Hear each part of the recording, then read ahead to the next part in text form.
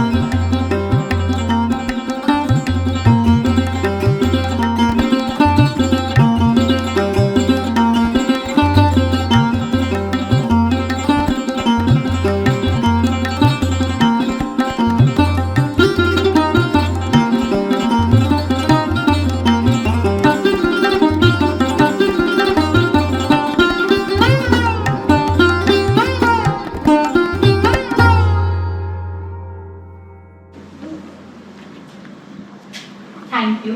May this light guide us towards wisdom and success. Now I request Ms. Sunita Bharti, Secretary, FACES Patna, to welcome the guest for today's event.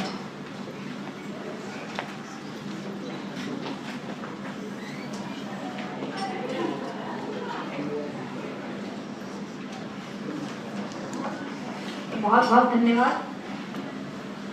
Faces heritage festival ये 3 दिवसीय कार्यक्रम आज अपने समापन की ओर है और आज यहाँ पर पटना विमेंस कॉलेज के कारमेल हॉल के सभागार में आप लोगों के साथ हमें यह कार्यक्रम करते हुए बहुत आनंद महसूस हो रहा है, बहुत अच्छा लग रहा है। मैं आज के अपने मुख्य वक्ता डॉक्टर कामेश्वर प्रसाद सर को मंच पर आमंत्रित करती हूँ। कामेश्वर प्रसाद सर, प्लीज आप मंच पर आए। कामेश्वर सर के बारे में एक जोरदार ताली से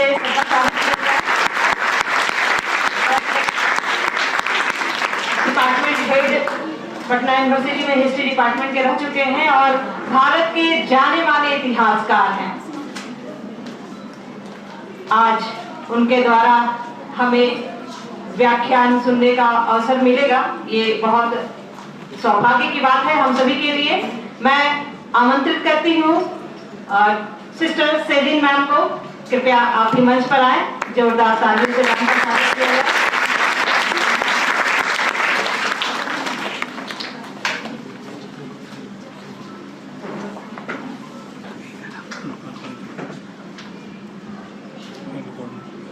मैं प्रतिभा मैम को भी आमंत्रित करती हूँ कि वो कृपया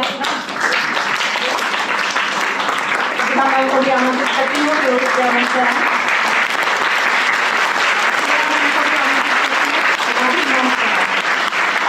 सम्मान ग्रहण करें। अब मैं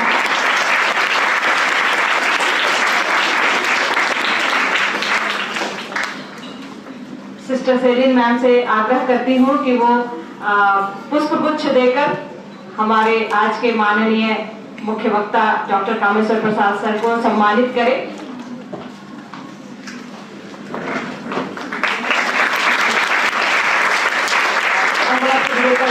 सम्मानित करें।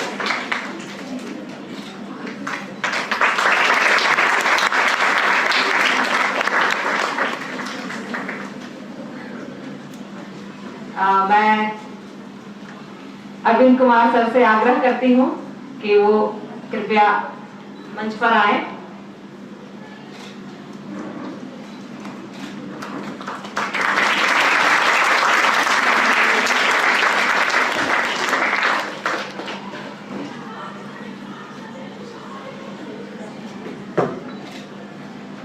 मैं अरविंद सर से आग्रह करती हूँ कि वो कृपया पुष्पगुच्छ देकर हमारे आज की डॉक्टर सिस्टर सेलिन मैम है उनको सम्मानित करें और साथ ही साथ अंगवस्त्र भी प्रदान करें।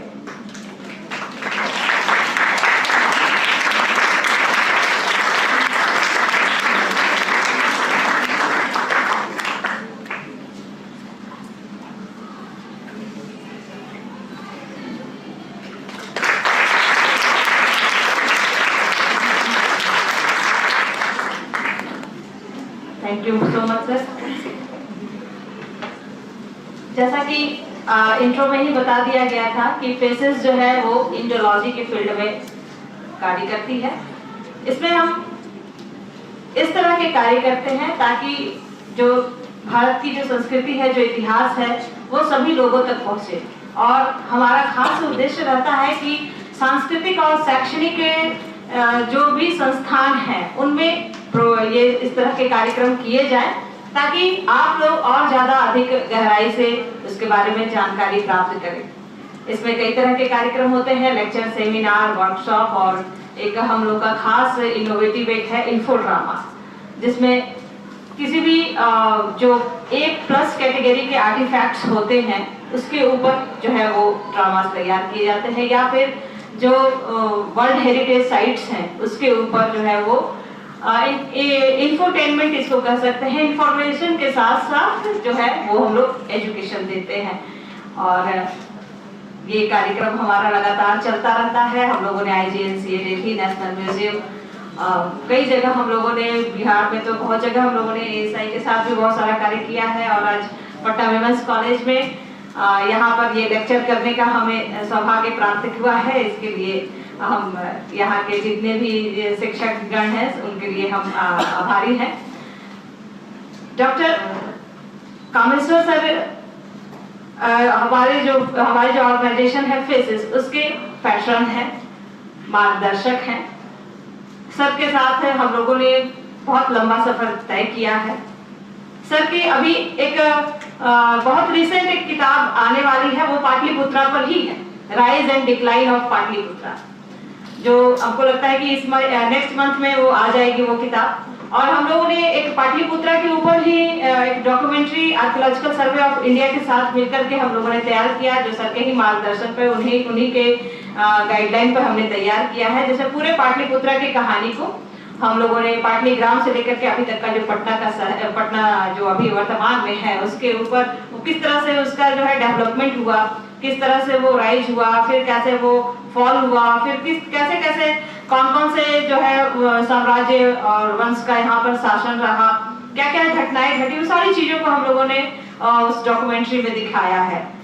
और वो डॉक्यूमेंट्री मैं चाहूंगी कि मैं एक बार यहाँ पर भी आप लोगों के समक्ष भी दिखाऊं। तो अब मैं ज्यादा समय न लेते हुए आज के हमारे मुख्य वक्ता डॉक्टर कामेश्वर प्रसाद सर को मंच पर या डाइस पर आमंत्रित करती हूँ आज के लेक्चर के लिए। आज का लेक्चर का विषय है Vedic culture and Sindhu Saraswati civilisation, और इसके लिए मैं जोरदार तालियों से सबका स्वागत करती हूँ।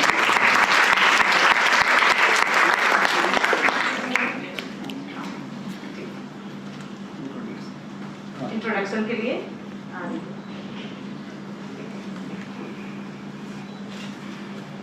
Thank you, ma'am. We have amongst us from the organization Dr. Kameshwar Prasad, who is a historian, writer, author and former head of the Department of History, Patna University.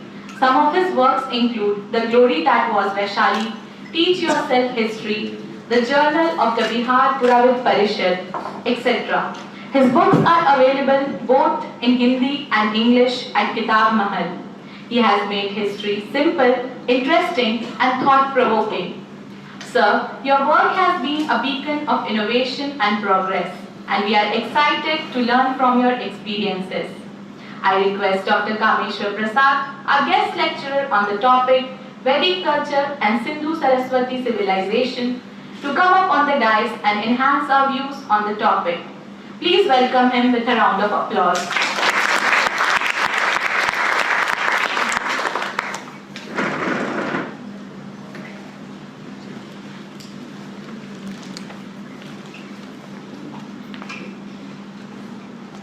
Sister Celine,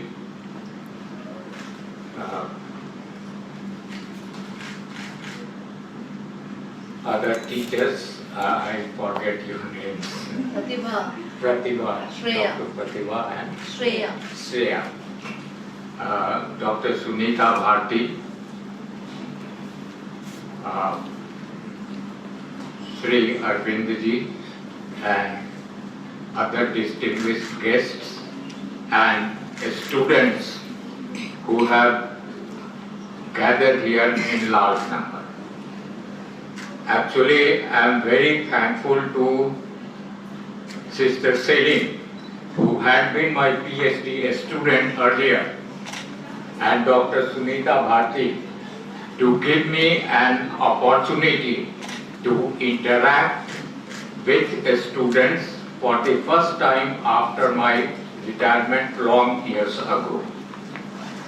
वैसे अन्य सभाओं में मुझे उपस्थित होने का अवसर मिला है, लेकिन छात्रों के साथ यह मेरा पहला इंटरैक्शन होगा आफ्टर माय रिटायरमेंट। तो मैं बहुत प्रसन्न हूँ और doctor Sunita Bharati, sister Celine, Patna women's college के टीचर्स और स्टूडेंट्स सभी को के प्रति आभार प्रकट करता हूं कि उन्होंने मुझे यहाँ उपस्थित होने और अपने कुछ विचार रखने का अवसर प्रदान किया। सबसे पहले आज का ये जो टॉपिक है, ये बहुत बड़ा टॉपिक है। एक्चुअली इसको अलग अलग रखना चाहिए था और एक छोटे से लेक्चर में इन दोनों सिविलाइजेशंस को कवर करना बहुत डिफिकल्ट काम है। फिर भी मैं प्रयास करूंगा कि दोनों सभ्यताओं की मुख्य विशेषताओं और दोनों के बीच क्या अंतर संबंध था और दोनों सभ्यताओं का वर्तमान भारतीय सभ्यता और संस्कृति पर क्या प्रभाव पड़ा हो, इसको संक्षिप्त रूप में आपके सामने प्रस्तुत कर सकते। वैदिक कल्चर, इसे हम आर्यों की सभ्यता के नाम से भी जानते हैं। वैदिक कल्चर हम इसको इसलिए कहते हैं कि इस सभ्यता की जानकारी का स्रोत वैदिक साहित्य है। पुरातात्विक साक्ष्य इस सभ्यता की जानकारी के लिए हमारे पास नगण्य और कंट्रोवर्शियल है। दूसरी तरफ सिंधु सरस्वती सिविलाइजेशन मुख्यतः पुरातात्विक साक्ष्यों के आधार पर हम उसकी जानकारी प्राप्त करते हैं। उसके संबंध में हमारे पास कोई भी लिखित डॉक्यूमेंट या कोई भी लिखित सामग्री उपलब्ध नहीं है। तो सबसे पहले मैं आपको वैदिक सिविलाइजेशन के विषय में संक्षेप में बतलाऊंगा। वैदिक सिविलाइजेशन या वैदिक कल्चर को आर्यों की सभ्यता के नाम से भी जाना जाता है। आर्य कौन थे, कहां से आए, यह बहुत विवादास्पद प्रश्न है और इस प्रश्न पर अभी भी कोई डेफिनेट आंसर जो सभी लोगों को स्वीकार्य हो नहीं दिया जा सकता है। लेकिन कुछ मान्यताएं हैं आर्यों के संबंध में कि 2-3 मान्यताएं प्रमुख हैं। एक तो कि अनेक विद्वान मानते हैं कि आर्य कहीं बाहर से नहीं आए बल्कि भारत के मूल निवासी थे और उन्हीं लोगों ने इस सभ्यता की स्थापना की। अधिकांश विद्वान पहले जो एंग्लिसाइज्ड स्कॉलर्स थे उन लोगों ने यह दिखलाने का प्रयास किया कि आर्य यूरोप से इंडिया आए।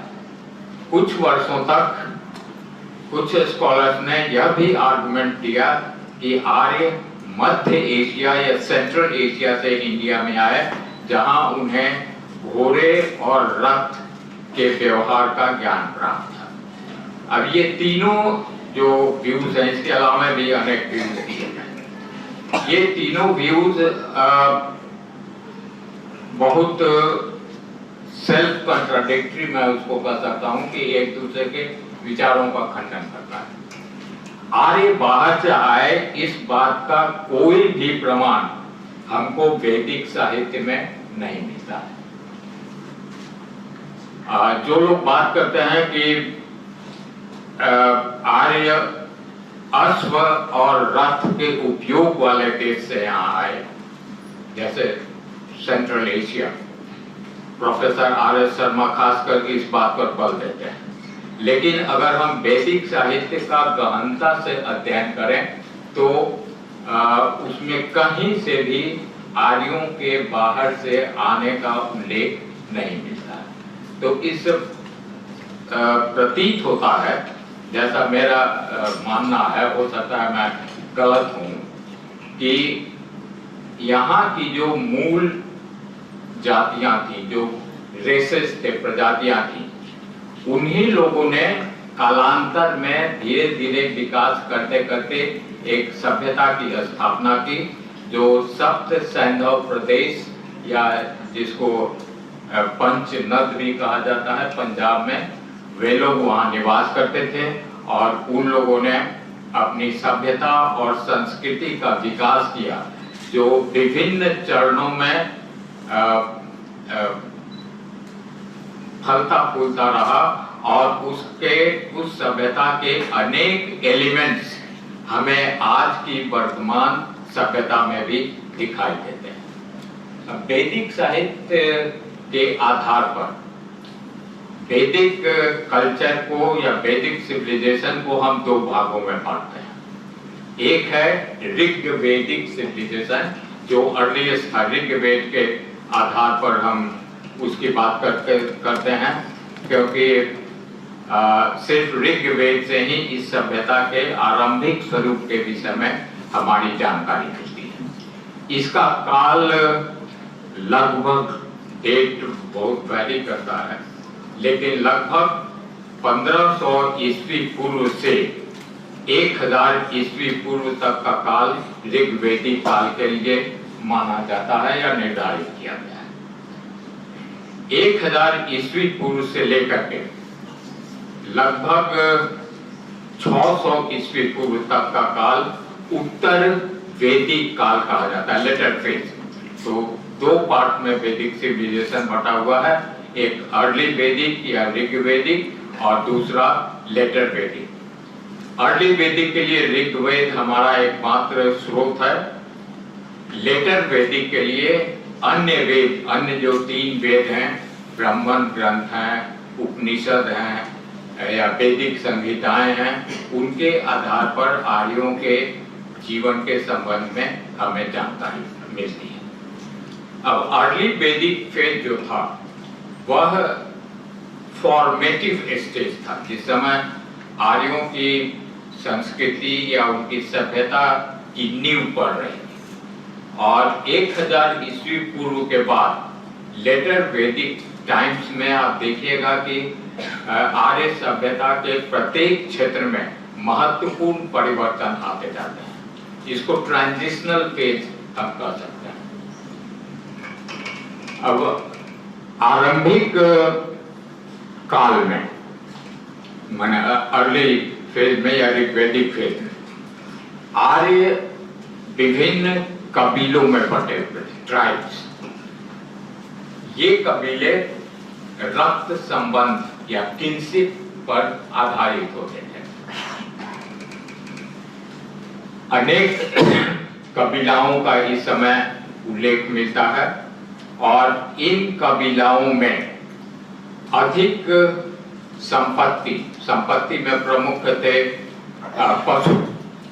अधिक संपत्ति और भूमि तथा वर्चस्व के लिए संघर्ष। इनमें पहला संघर्ष जो मिलता है वो 10 राजाओं का युद्ध का वर्णन है।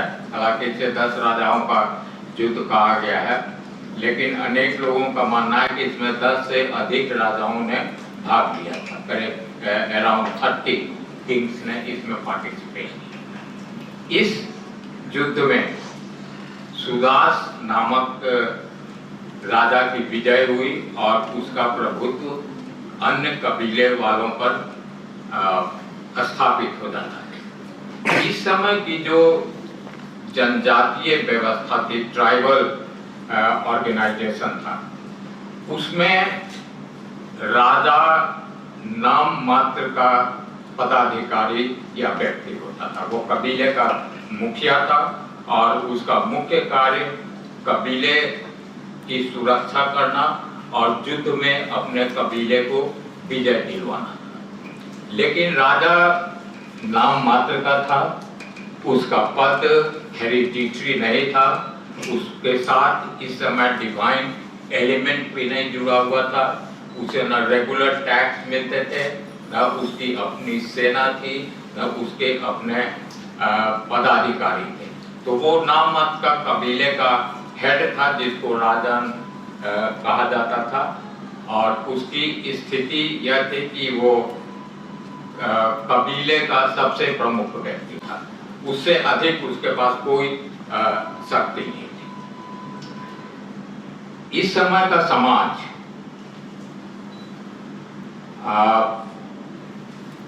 वर्ण और कर्म के आधार पर विभक्त था। वर्ण मतलब हुआ रंग या उसको कहिए जाति कहिए या क्लास कहिए। 3 प्रमुख वर्णों का उल्लेख इस समय मिलता है, जिसमें ब्राह्मण, क्षत्रिय, वैश्य। अर्ली वैदिक काल में सिर्फ इन्हीं 3 वर्णों का उल्लेख मिलता है। ये सभी अपने कर्म के आधार पर बने थे। ब्राह्मणों का कार्य धार्मिक जीवन से संबंधित था, पूजा पाठ करवाना। क्षत्रियों का काम युद्ध में विजय दिलवाना या क्षेत्र का प्रसार करना। और वैश्य मुख्यतः उत्पादकता से जुड़े हुए थे। चतुर्थ वर्ण की कल्पना इस समय तक नहीं की गई थी। अब ये सभी वर्ण आपस में मिलजुल कर एक साथ रहते थे। उनमें आपसी सद्भाव और मैत्री की भावना थी। समाज पुरुष प्रधान था, पैट्रियार्कल। उसमें पुत्रों की कामना की जाती थी। देवताओं से प्रार्थना की जाती थी कि वो उन्हें पुत्र प्रदान करें। पुत्रों की कामना क्यों की जाती थी? इसलिए कि वो सौवीर या योग्य योद्धा बने और अपने कबीले को युद्ध में विजय दिए। पुत्रियों का भी सम्मानजनक स्थान था। महिलाओं की भी समाज में स्थिति इस समय अच्छी थी। राजनीतिक संस्थाओं में जैसे 3 प्रमुख राजनीतिक संस्थाओं का उल्लेख हमको अर्ली वैदिक टाइम्स में मिलता है। एक था सभा, दूसरी थी समिति और तीसरी थी विदत। सभा एक प्रकार का सेलेक्टेड लोगों का संगठन था जिसमें स्त्रियां भी भाग लेती थी। समिति होल कबीले की संस्था थी जिसमें कबीले के सभी व्यक्ति भाग लेते थे, और वितर्क मुख्यतः धार्मिक कार्यों और सैनिक कार्यों से जुड़ी हुई संस्था। विवाह की प्रथा इस समय तक स्थापित हो चुकी थी, यद्यपि कुछ आदिम विवाह संबंधी आदिम प्रथाओं के भी उल्लेख मिलते हैं, लेकिन सामान्यतः विवाह की संस्था स्थापित हो चुकी थी और विवाह सामान्यतः एकात्मक या मोनोगैमिक हुआ करते थे। कहीं कहीं पर पॉलीगैमी के भी उल्लेख मिलते हैं, लेकिन वो रेयर केसेस है अर्ली वैदिक फेज में। स्त्रियों को पर्याप्त स्वतंत्रता प्राप्त थी। उन्हें जिस प्रकार पुरुष का या कुलपति का या गृहपति का पूरे परिवार पर आधिपत्य रहता था, उसी प्रकार स्त्रियों को भी पारिवारिक जीवन में स्वतंत्रता और महत्व प्रदान किया गया था। इस समय तक यद्यपि हमें नियोग एक system of practice science India में, जिसमें पति की मृत्यु के बाद उसकी पत्नी अपने सगोत्र वालों से या निकट वालों से संबंध बनाकर पुत्र पैदा कर सकती है। उसे हम नियोग या लेविरेट कहते हैं। नियोग की प्रथा का प्रमाण मिलता है, लेकिन इसको भी कुछ लोग विधवा विवाह भी मानते हैं, लेकिन सती प्रथा का उल्लेख हमको इस समय देखने को नहीं मिलता है। वो लेटर डेवलपमेंट है। समस्त सामाजिक जीवन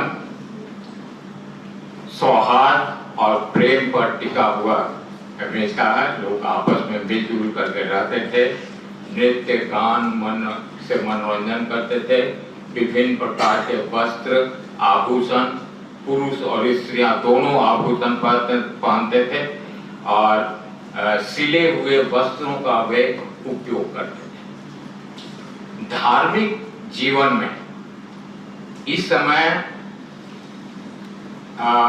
अनेक देवताओं का उल्लेख मिलता है।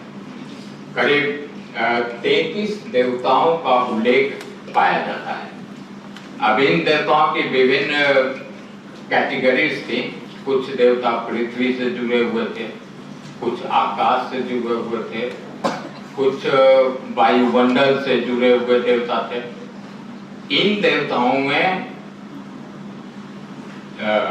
इंद्र, अग्नि, सोम, बृहस्पति, मरुत, वरुण इत्यादि देवता थे, लेकिन सबसे प्रमुख देवता इंद्र को माना गया है और उसकी स्तुति में ऋग्वेद में सबसे अधिक मंत्रों की रचना की गई थी।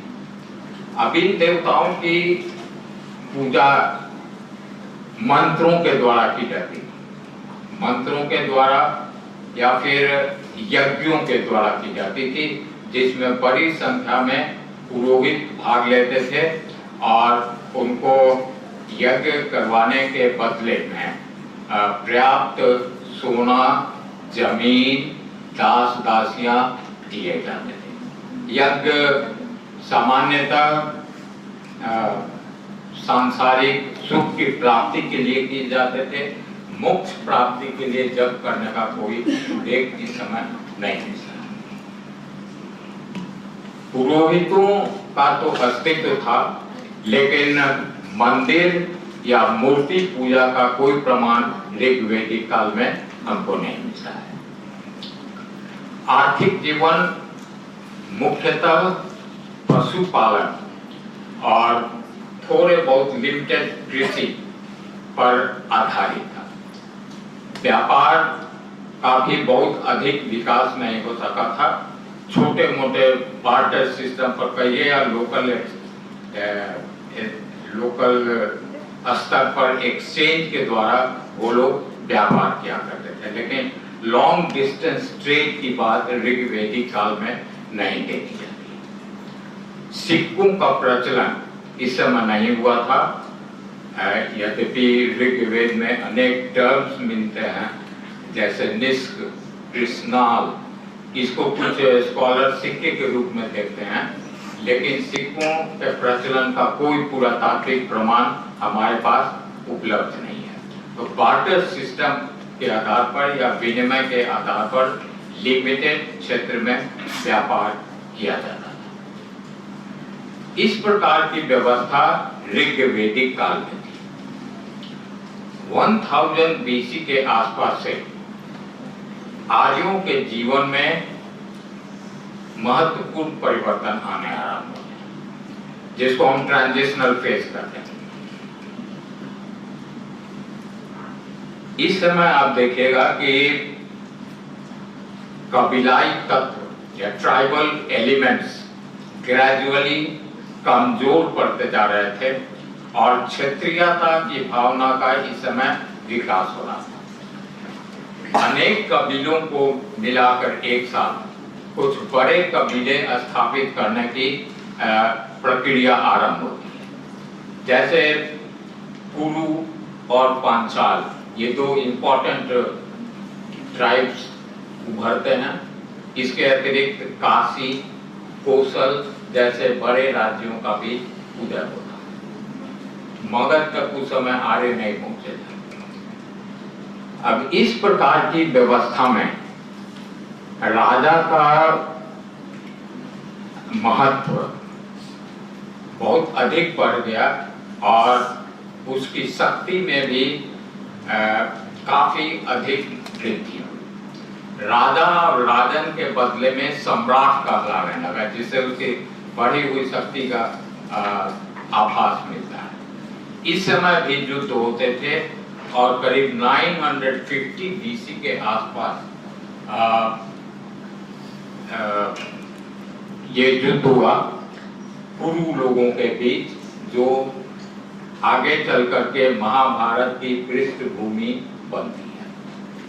इस युद्ध में कुरु कबीले की विजय होती है और उन लोगों ने हस्तिनापुर के आसपास अपनी राजधानी स्थापित की।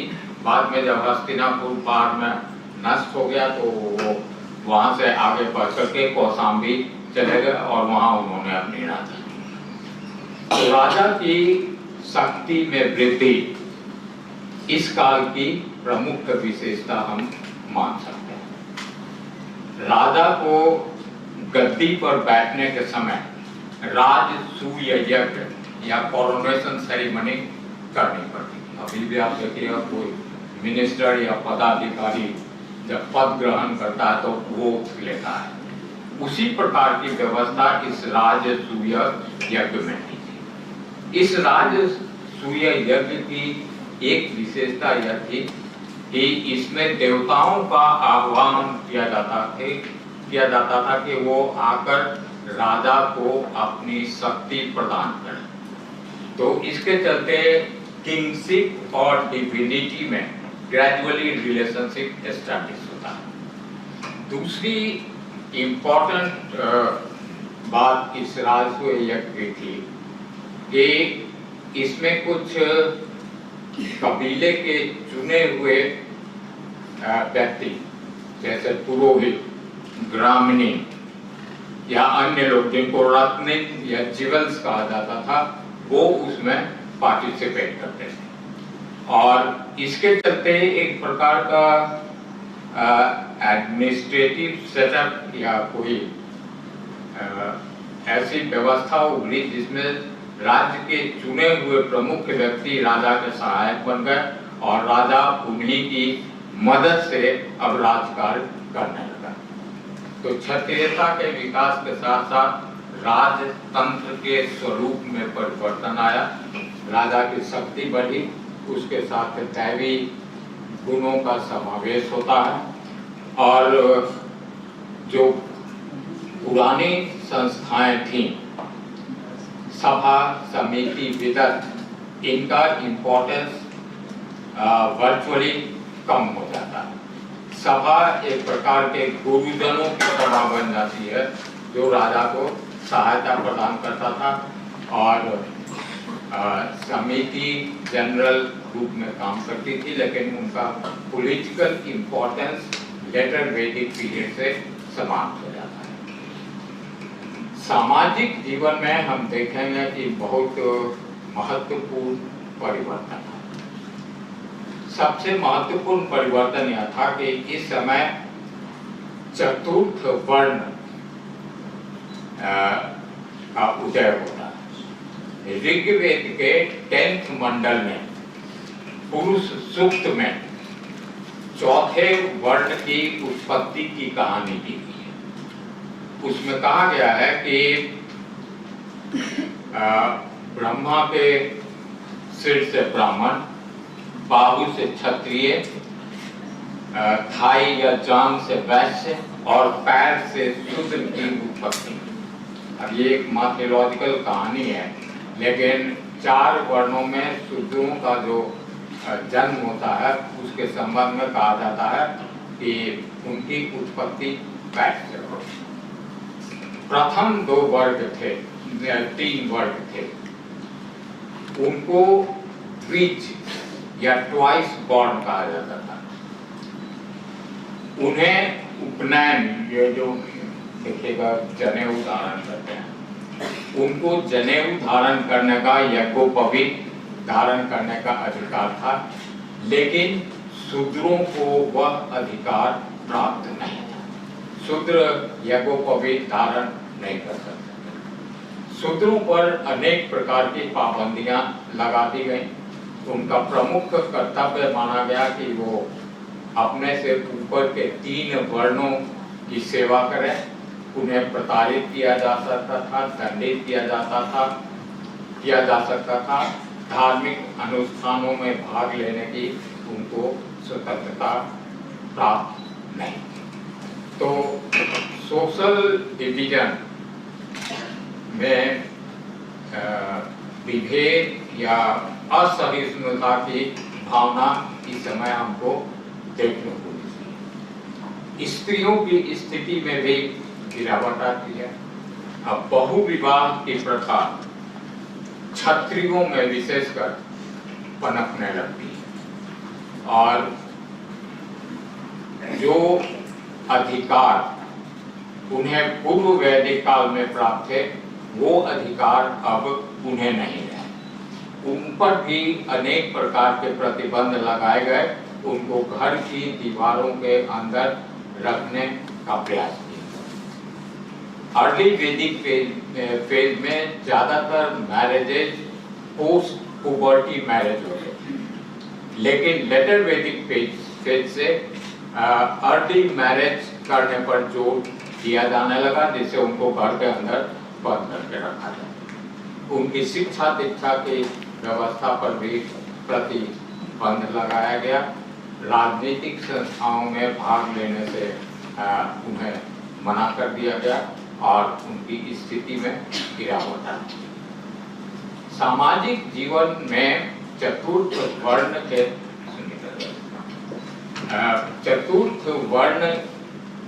उदय के अतिरिक्त एक नई व्यवस्था हम लेटर वैदिक फेज में पाते हैं, वो है आश्रम व्यवस्था का उदय होना। अब यह आश्रम व्यवस्था क्या है?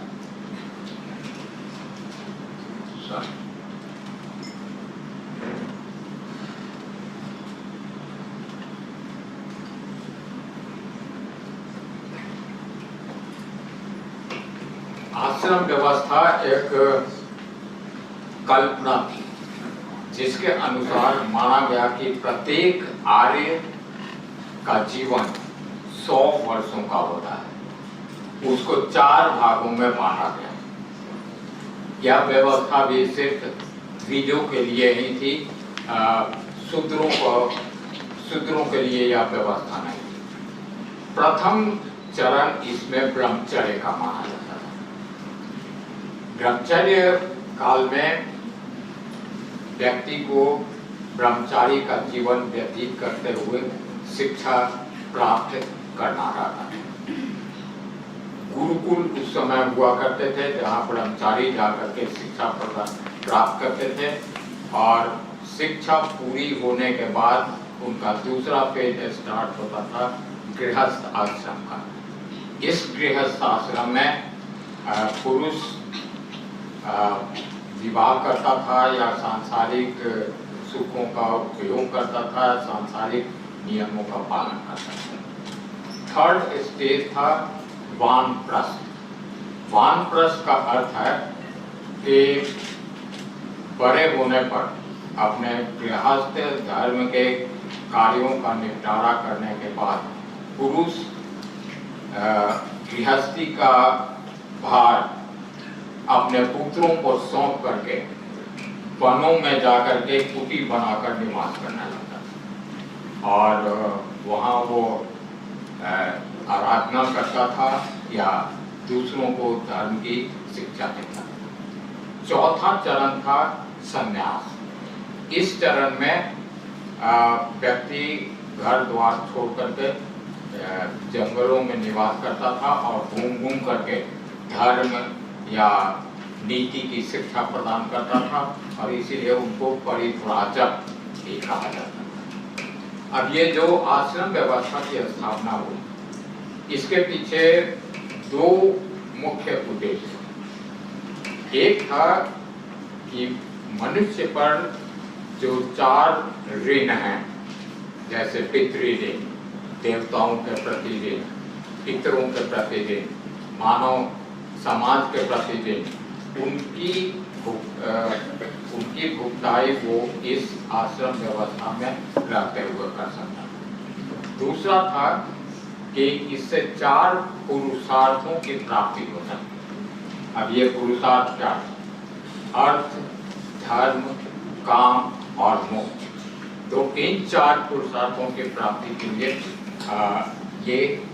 यह व्यवस्था स्थापित की गई और आश्रम व्यवस्था बहुत दिनों तक चलती है। धर्म के क्षेत्र में भी महत्वपूर्ण परिवर्तन दिखाई देते हैं। अब जो पहले के देवता थे उनका इम्पोर्टेंस कम हो जाता है। इंद्र का वह महत्व नहीं रहा जो पहले था। उसके स्थान पर अब नए नए देवताओं की कल्पना की जाने लगी और इन नए देवताओं के रूप में आप देखिएगा कि 3 देवता महत्वपूर्ण बन जाते हैं। एक रुद्र या शिव, जिसको पाशुपत भी कहते हैं। दूसरा नारायण या विष्णु और सबसे पहले था प्रजापति या ब्रह्मा। तो ये 3 देवता महत्वपूर्ण देवता इस समय बनते हैं। यज्ञों का संपादन पहले की अपेक्षा अधिक संख्या में होने लगी। यज्ञ काफी खर्चीले और बहुत लंबे समय तक चलने वाले होते थे। इन यज्ञों को करवाने से पुरोहितों को बहुत अधिक लाभ प्राप्त होता था। जैसा बतलाया गया है कि राजसूय यज्ञ में यज्ञ कराने वाले प्रधान पुरोहित को करीब 2,40,000 गायें काउस दान में दिए जाते थे। इसके अलावा दास, दासी, सोना इत्यादि चीज दिए जाते थे। तो इस धन के एक्यूमुलेशन के चलते ब्राह्मणों का समाज पर प्रभाव पड़ता है और उनकी एक विशिष्ट स्थिति बन करके सामने आती है। यज्ञ के साथ साथ बलि की भी प्रथा आरंभ हुई। बड़ी संख्या में पशुओं की बलि दी गई। इसका एक दुष्परिणाम यह हुआ कि कृषि व्यवस्था को आघात पहुंचने लगा, क्योंकि कृषि में पशुओं की आवश्यकता पड़ती थी और जब उनकी बहुत बड़ी संख्या में बलि दी जाने लगी तो एग्रीकल्चर पर उसका बैड इफेक्ट पड़ा। इसलिए उत्तर वैदिक काल के अंतिम चरण में आप देखिएगा कि इस यज्ञ और बलि प्रथा के विरोध में आवाज उठाई जाने लगी। आरण्यकों ने, आरण्यक एक टाइप के लिटरेचर है, वैदिक लिटरेचर, आरण्यकों में तप पर बल दिया गया कि मनुष्य को जग बलि से अलग हट करके तप या तपस्या करनी चाहिए, उससे उसकी कष्टों की मुक्ति मिलेगी। दूसरी तरफ उपनिषद भी वैदिक टेक्स्ट, लेटर वैदिक टेक्स्ट है। उपनिषदों में ज्ञान की बातें की गई और इसने आरण्यकों के तप मार्ग के स्थान पर ज्ञान मार्ग को बढ़ावा दिया। तो एक नया आइडियोलॉजिकल विचार उभर करके उत्तर वैदिक काल के समय में आना आरंभ हुआ और इस नई विचारधारा ने 6ठी शताब्दी ईस्वी पूर्व में भारत में हुए धर्म सुधार आंदोलन की पृष्ठभूमि तैयार कर दी, जिसके परिणाम स्वरूप जैन धर्म या बौद्ध धर्म का उदय और विस्तार। आर्थिक क्षेत्र में यह काल अत्यंत महत्वपूर्ण था। इसको इकोनॉमिक रिफॉर्मेशन का युग हम कह सकते हैं। पशुपालन पहले की तरफ चलता रहा, कृषि पर अधिक बल दिया गया और इस समय आयरन टेक्नोलॉजी के व्यवहार के चलते कृषि में अत्यधिक उन्नति हुई, सरप्लस प्रोडक्शन बढ़ा, जिसके आधार पर समाज के जो अनप्रोडक्टिव एलिमेंट्स थे, जैसे ब्राह्मण या क्षत्रिय या राज्य, उनका भरण पोषण बढ़ा।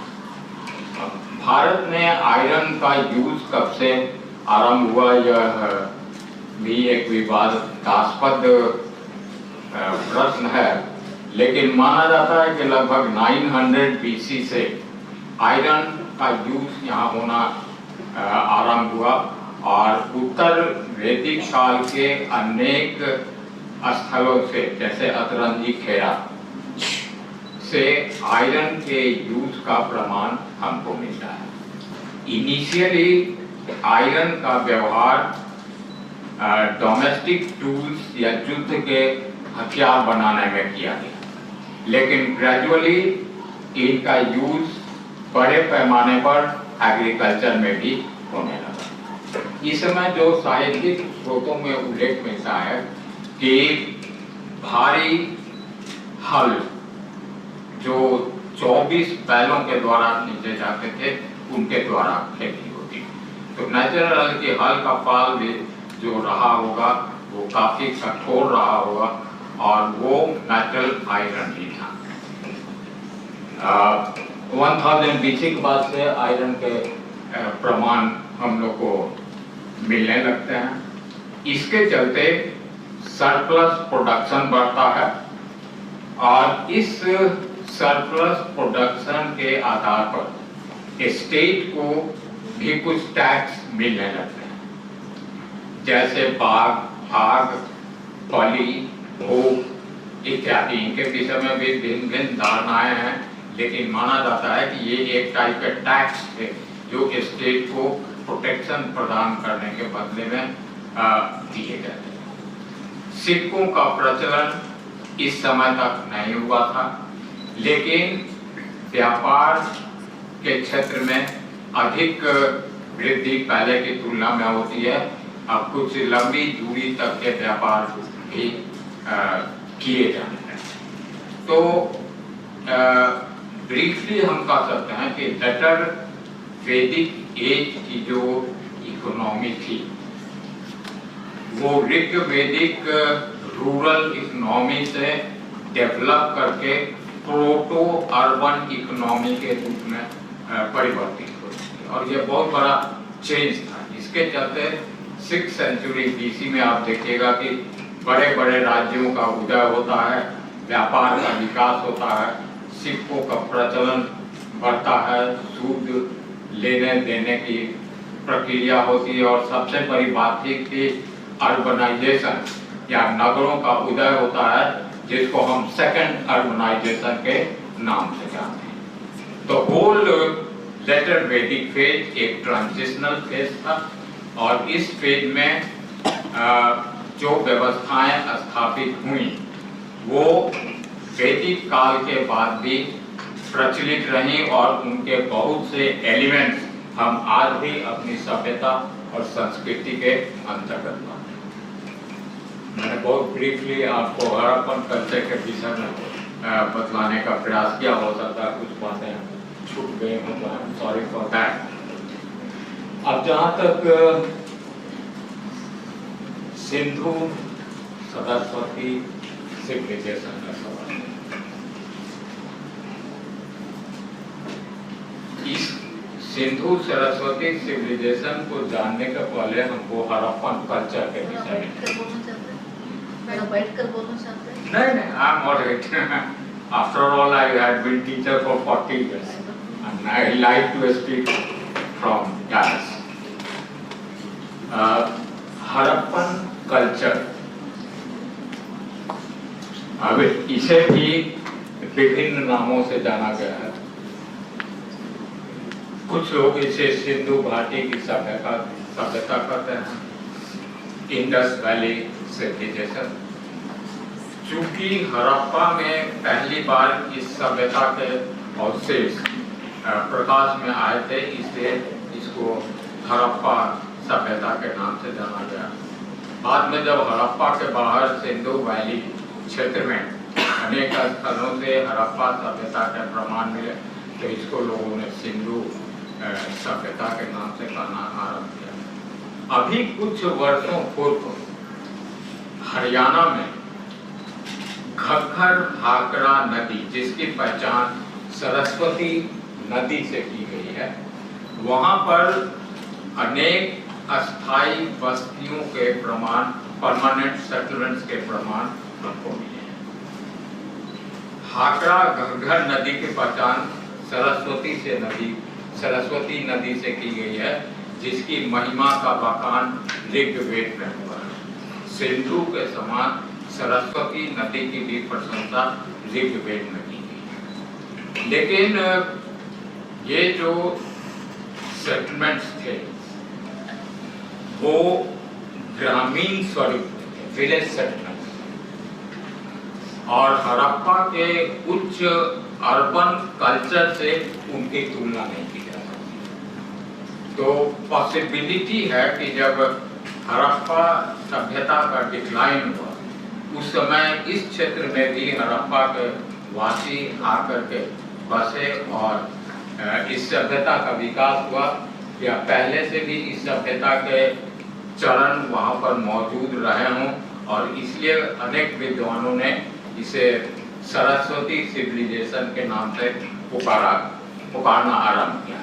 लेकिन यह एक कंट्रोवर्शियल पॉइंट है और अनेक विद्वान इस बात को स्वीकार नहीं करते हैं कि जितना महत्वपूर्ण योगदान सिंधु नदी का इस सभ्यता के विकास में था, सिंधु घाटी का इस सभ्यता के विकास में था, उतना योगदान सरस्वती नदी का था। ये कंट्रोवर्शियल पॉइंट है और इसमें नए रिसर्च भी किए जाते हैं। हड़प्पा सभ्यता की प्रमुख विशेषता है कि यह एक नगरीय या सिटी सिविलाइजेशन। हड़प्पा से संबंधित लगभग 1000 से अधिक साइट्स पंजाब से लेकर के मध्य भारत, राजस्थान, गुजरात, सौराष्ट्र, कच्छ इत्यादि यूपी में खोजे गए, और इनमें से सभी अर्बन सेंटर्स में, कुछ गिने चुने ही शहरी क्षेत्र थे, बाकी बड़े गांव के रूप में उपस्थित थे। दो प्रमुख नगरों का नाम हमको मिलता है, हड़प्पा और मोहनजोदारो, जो दोनों स्थल आज पाकिस्तान में। इसके अतिरिक्त चन्हूदारो, लोथल, कालीबंगा या बलूचिस्तान क्षेत्र में बसे अनेक नगरों का प्रमाण मिलता है पुरातात्विक साक्ष्यों से, लेकिन रिप्रेजेंटेटिव साइट हड़प्पा और मोहनजोदारो को माना जाता है। इन नगरों को अगर आप देखेंगे तो वहाँ से विकसित टाउन प्लानिंग का उल्लेख, टाउन प्लानिंग का प्रमाण हमको देखने को मिलता है। पकाई गई ईंटों से बने हुए भवन, खास करके हड़प्पा का मोहनजोदारो का ग्रेट बाथ और ग्रेनरी तथा हड़प्पा में भी मिले हुए अनेक ग्रेनरी अन्नागार, जहाँ सरप्लस अनाज को कलेक्ट करके रखा जाता था, या फिर लोथल नामक स्थान से प्राप्त एक डॉकयार्ड, जिसमें वहाँ पे जो एक्सकवेटर थे एसा रॉक, उनका मानना है कि ये एक गोदी बारा था और यहाँ पर जहाज आकर के टिका करते थे। हालांकि अनेक विद्वान इस तर्क को स्वीकार नहीं करते हैं। उनके अनुसार यह प्रोबेबली एक जल कुंड था जहाँ वाटर एक्युमुलेट करके रखा जाता था और उसका प्रयोग पीने के पानी के लिए या फिर सिंचाई के लिए किया जाता। जो भी बात हो, आपको एक बात हमेशा ध्यान में रखनी चाहिए कि हड़प्पा सभ्यता से संबंधित जितनी भी बातें कही गई हैं पुरातात्विक साक्ष्यों के अतिरिक्त, वो ज्यादातर अनुमान पर आधारित है। हर एक आर्कियोलॉजिस्ट ने अपने अनुमान के आधार पर उनका उल्लेख किया है, जो एक दूसरे से मेल नहीं खाता है, और हम बहुत डेफिनेटली उसके संबंध में कह भी नहीं सकते। जो मान्यताएं प्रचलित है हम उन्हीं की बात कर सकते हैं। तो बड़े बड़े नगरों का उल्लेख मिलता है। पकाई गई ईंटों से मकान बनाए गए थे। शहर में सड़कों एवं नालियों की अच्छी व्यवस्था थी और कुछ पब्लिक बिल्डिंग्स जैसे ग्रेट बाथ हमने कहा, जिसका प्रयोग संभवतः रिलीजियस पर्पस से स्नान के लिए किया जाता हो। इसमें कहा जाता है कि पुरोहित रहा करते थे। इसी प्रकार अनाज रखने के लिए, अनाज सरप्लस अनाज कलेक्ट करने के लिए ग्रेनरीज बनवाए गए, जहां अनाज ला करके जमा किया जाता था और वो स्टेट को या जरूरत पड़ने पर अन्य लोगों को दिया जाता था। इस काल में आप देखिएगा कि कृषि और पशुपालन के अतिरिक्त अन्य प्रकार के शिल्पों में अत्यधिक वृद्धि होती है। मिट्टी के बर्तन बनाना, वस्त्र बुनना, स्पिंडल होल्ड्स मिला जिसको तकुआ कहते हैं, मेटल का काम करना, हड़प्पावासी ब्रोंज या कांसा का व्यवहार करते थे मुख्य रूप से। इसके अलावा सोना, चांदी और अन्य धातुओं का भी उल्लेख करते थे। उनको धातुओं को गलाने और उन्हें मिक्स करने, टीन और ये करके वो ब्रोंज बनाया करते थे। उनको मिक्स करने का ज्ञान प्राप्त हो चुका था और विभिन्न प्रकार की दस्तकारियों या उद्योगों में वो संलग्न, जिसमें दो इम्पोर्टेंट हैं। एक तो बीड्स, बीड मणका, BEADS, बीड्स, और दूसरा था सील बनाना, मुहर बनाना।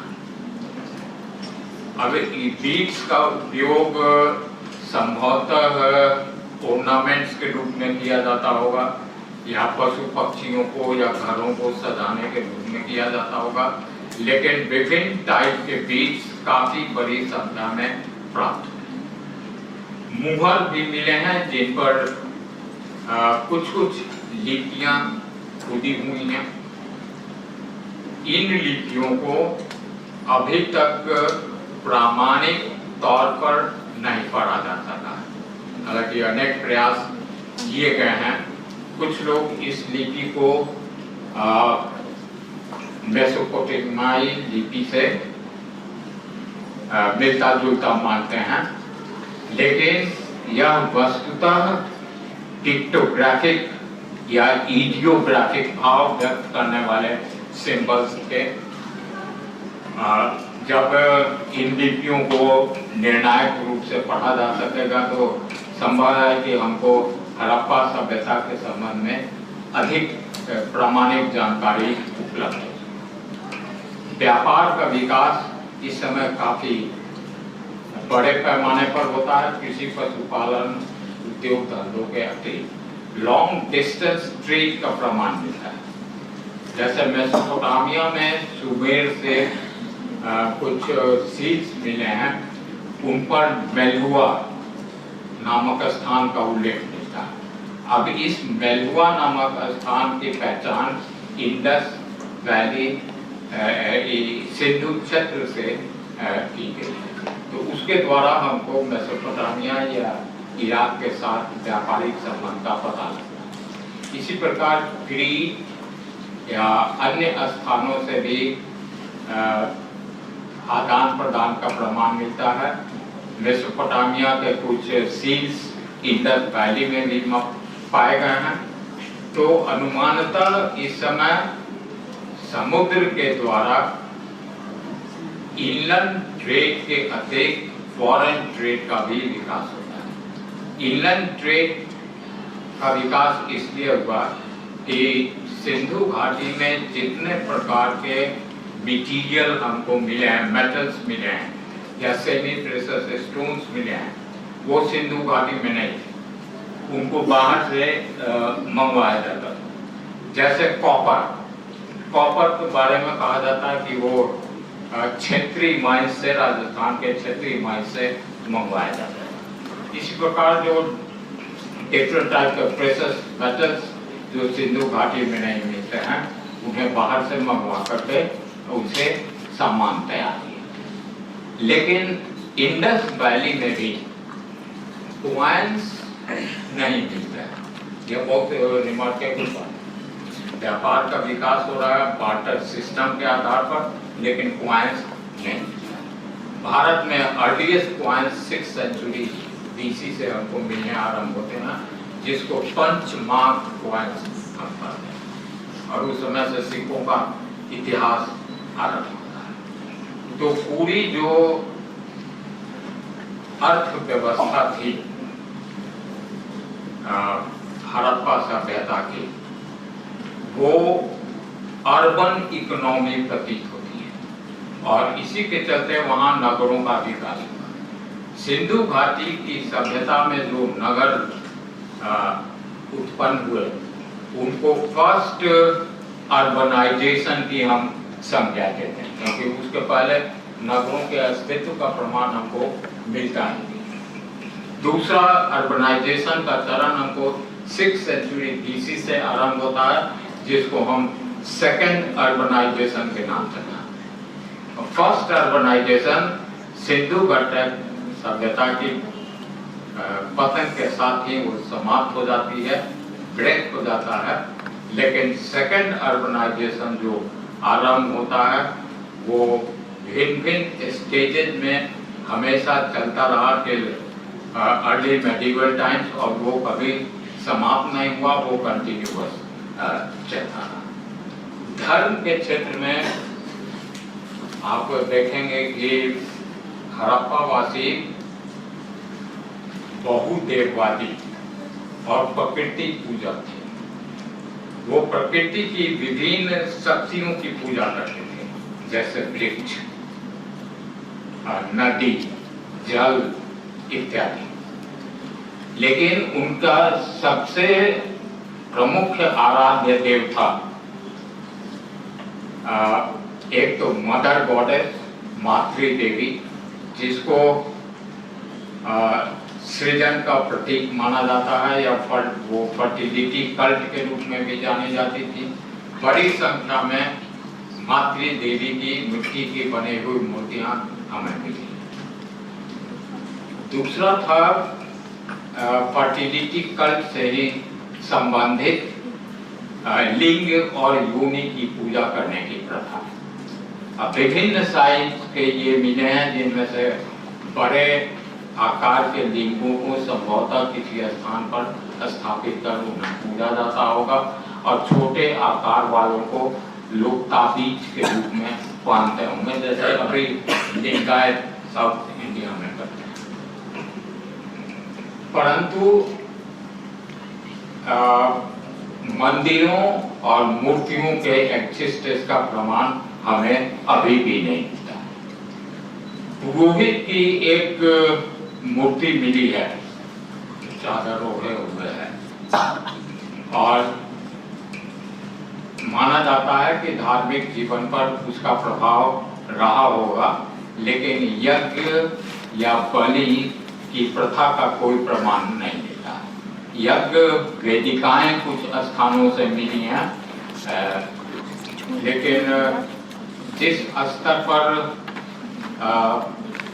ऋग्वेदिक सिविलाइजेशन में हम देखते हैं, उस स्तर पर हड़प्पा सिविलाइजेशन में हम नहीं पाते हैं। तो मोटे तौर पर बहुत ब्रीफली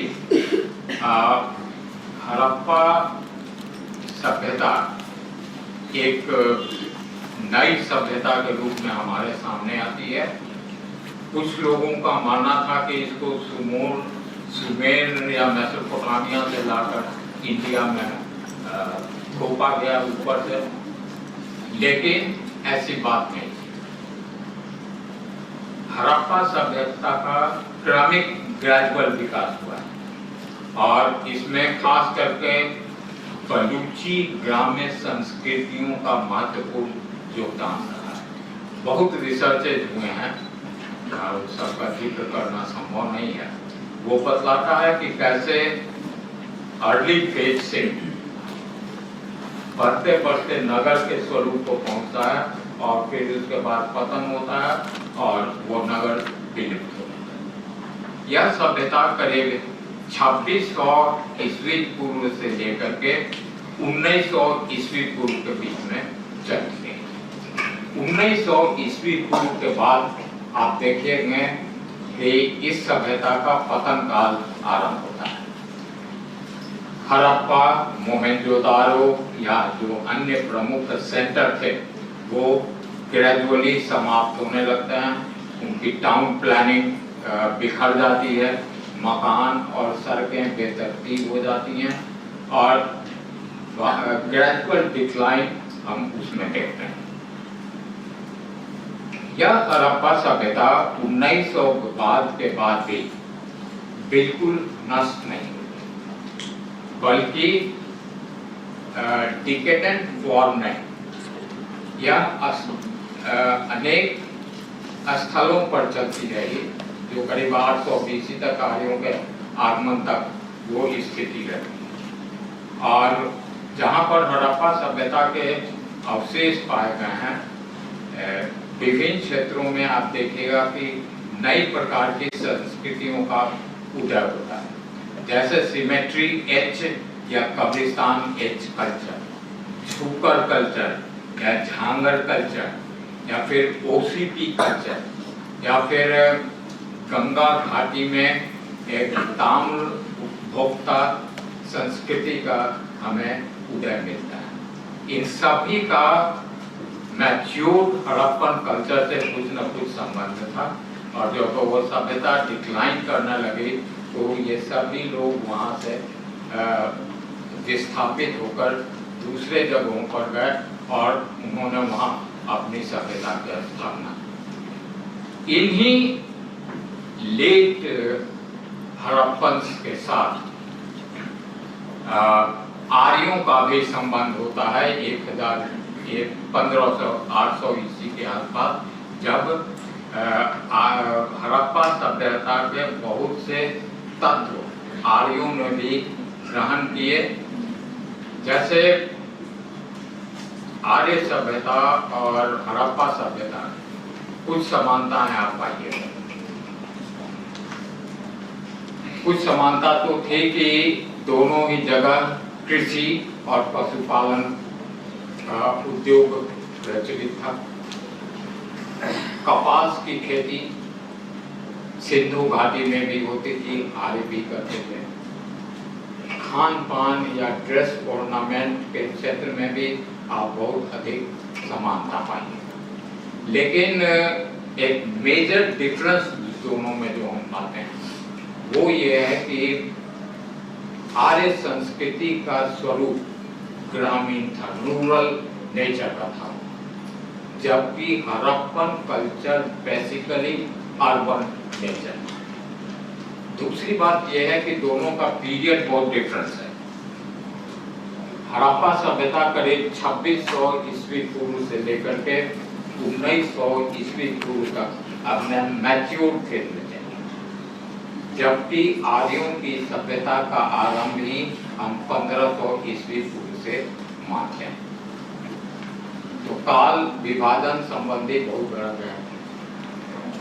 हड़प्पावासी लिपि या स्क्रिप्ट से परिचित थे, उनके अनेक मुहर पाए गए हैं लिपियों, लेकिन आर्यों के बीच में संभवतः इस समय लिपि का ज्ञान नहीं था। जो भी शिक्षा दी जाती थी वो मौखिक शिक्षा। इसी प्रकार धार्मिक क्षेत्र में भी आप कुछ समानताएं पाएंगे, लेकिन फिर भी न तो सिंधु घाटी की सभ्यता में टेम्पल्स मिलते हैं और न ही आर्य सभ्यता में टेम्पल्स का उल्लेख हमें कहीं मिलता है। तो कुछ सिमिलैरिटीज हैं, कुछ डिफरेंसेस हैं दोनों सभ्यताओं में, लेकिन आर्य सभ्यता ने सिंधु सभ्यता से बहुत कुछ सीखा और उसको बचाए रखते हुए आगे के जनरेशन को उसने प्रदान किया, जो अभी भी हमारे वर्तमान समाज और संस्कृति में मौजूद है। तो मैंने बहुत ब्रीफली आपको दोनों सभ्यताओं के संबंध में बतलाने का प्रयास किया है। सॉरी, मैं बहुत अधिक डिटेल में बात नहीं कर सकता था, और मैं अगर मुझसे कुछ त्रुटि हुई हो तो आप मुझे एक्सक्यूज कीजिए। Thank you.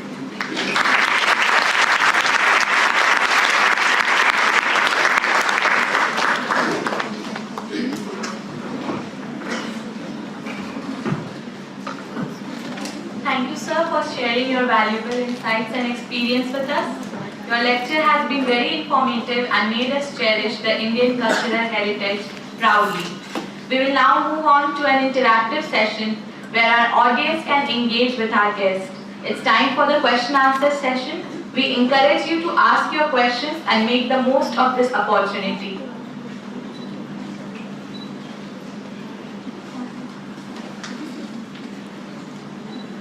Is there anyone who has question? Please raise your hand.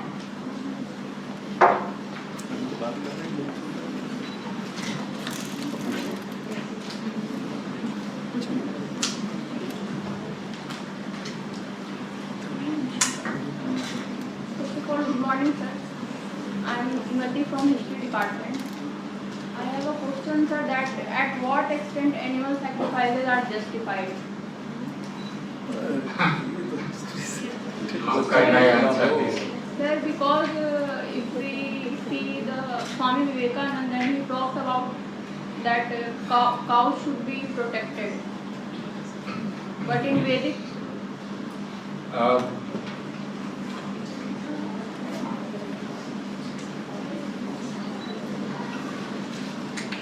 Animal sacrifice वैदिक पीरियड में धार्मिक आस्था से जुड़ा हुआ मामला।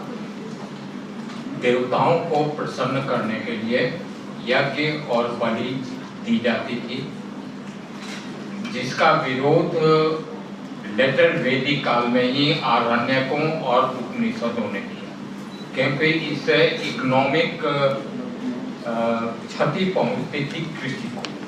तो वो एक अलग कंसेप्ट था कि देवता को प्रसन्न करने के लिए हम मंत्र के अतिरिक्त बलि भी प्रदान करें। और आपने जो कहा विवेकानंद जी की बात, वो आधुनिक काल का विषय है और उसको हम प्राचीन वैदिक सभ्यता की व्यवस्था या उसकी आस्थाओं से जोड़ करके नहीं देखते।